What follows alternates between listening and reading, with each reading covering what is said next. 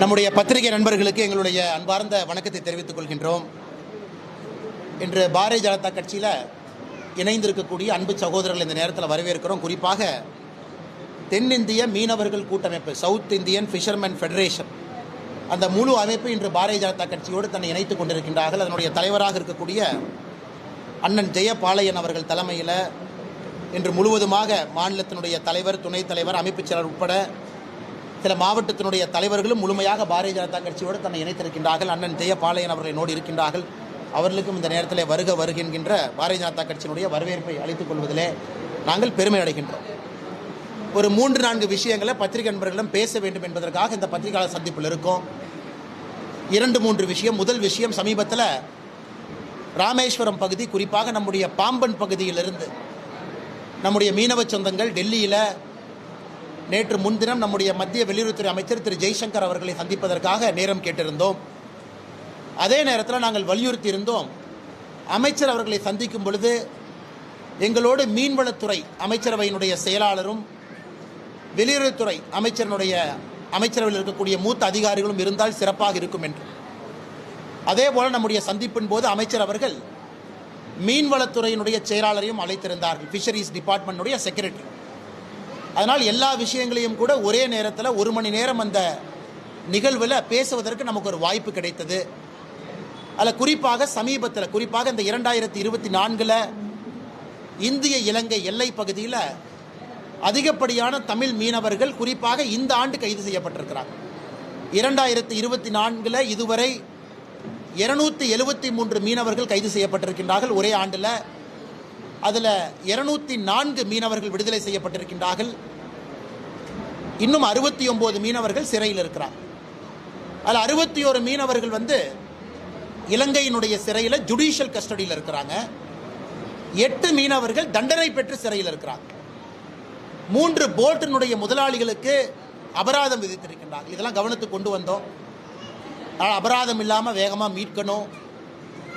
வேகமாக 69 பேரும் மீட்கப்பட்டு தமிழகத்திற்கு திரும்ப வர வேண்டும் என்று அதற்கான முழு முயற்சியும் வெளியுறவுத்துறை அமைச்சரகம் எடுத்துக்கொண்டிருக்கின்றார்கள். ஜெய்சங்கர் அவர்கள், மாண்புமிகு அமைச்சர் அவர்கள் தனிப்பட்ட முறையில் கவனம் கொடுத்துட்டு இருக்கிறாங்க.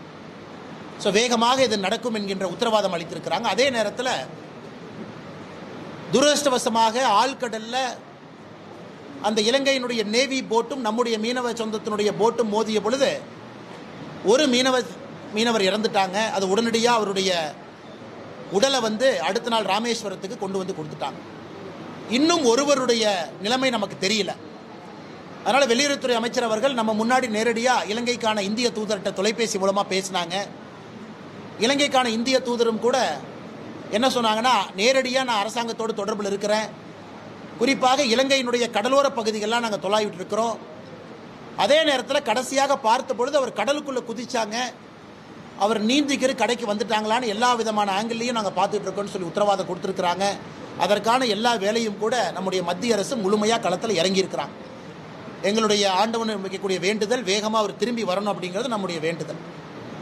அதே நேரத்தில் அந்த நிகழ்வில் கைது செய்யப்பட்ட 2 மீனவர்களும் திரும்ப தமிழகத்திற்கு வந்திருக்கிறாங்க.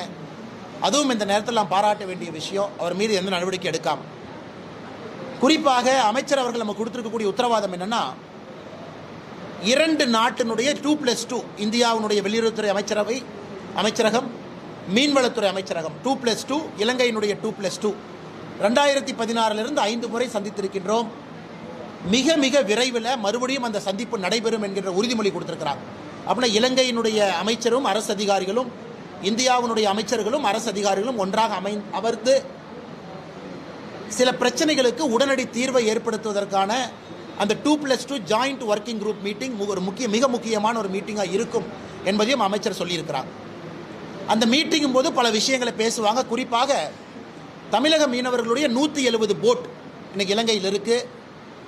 அந்த 170 போட்டு 2018 சட்டத்தின்படி அரசுடைமையாக இருக்குது, இலங்கையினுடைய அரசு உடைமையாக. ஆனால் இந்திய அரசு அதை ஏலத்துக்கு விடாமல் தடுத்து நிறுத்தியிருக்கிறாங்க. அதில் 16 போட்டை நம்ம ரிலீஸ் ஆர்டர் வாங்கிட்டோம். 170ல் 16 போட்டு. இன்னைக்கு இந்திய அரசு அதிகாரப்பூர்வமாக இலங்கைக்கு நம்ம கடிதம் எழுதியிருக்கோம். தமிழகத்தை சார்ந்த மீன்வளத்துறை அதிகாரிகள் இலங்கைக்கு அந்த 16 போட்டையும் இன்ஸ்பெக்ட் பண்ணி மிச்சம் இருக்கக்கூடிய 154 போட்டை இன்ஸ்பெக்ட் பண்ணி நல்ல கண்டிஷனில் எவ்வளோ போட் இருக்குது, ரிப்பேர் தேவையா, இன்ஸ்பெக்ஷனுக்கு அனுமதி கொடுக்க வேண்டும் என்று மத்திய அரசு இலங்கை அரசுக்கு கடிதம் எழுதியிருக்கிறார். ஸோ 16 போட்டை திரும்ப கொண்டு வரணும். 154 படகுகளில் நாம் ஆராய்ச்சி செஞ்சு பார்க்கணும், அது எந்த அளவுக்கு நிலைமையில் இருக்குது அப்படின்னு ஆராயணும். அதற்கும் அமைச்சர் அவர்கள் முழு முயற்சி எடுப்பதாக உறுதி அளிச்சிருக்கிறாங்க. அதனால் எங்களுக்கு நம்பிக்கை இருக்குது. இலங்கையில் இப்போ எலெக்ஷன் டைம், செப்டம்பர் கடைசியில் இலங்கையில் எலெக்ஷன் நடக்க போகுது. அங்கேயும் பார்த்தீங்கன்னா ஒரு உக்கிரமான சூழ்நிலை, குறிப்பாக வடகிழக்கு பகுதியில் தமிழக மீனவர்களுக்கான எதிர்ப்பு அதிகமாக இருக்குது. அங்கே இருக்கக்கூடிய அரசியல் தலைவர்கள் எல்லோருமே ஒருமித்த கருத்தில் தமிழக மீனவர்கள் வரும்பொழுது அதிகமான நாட்கள் சிறையில் வைக்கணும் அப்படின்னு அங்கே இருக்கக்கூடிய தலைவர்களும் பேச ஆரம்பிச்சிருக்கிறாங்க. அதனால் பாரதிய ஜனதா கட்சியை பொறுத்தவரை அரசியல்வாதிகள் 1008 பேசிட்டு போட்டோம். இலங்கையும் இப்போ அரசியல் சூடு பிடித்திருக்கு தேர்தல் காரணமாக. அதனால் மீனவர்களுக்கும் இடையில் இருக்கமான பந்தத்தை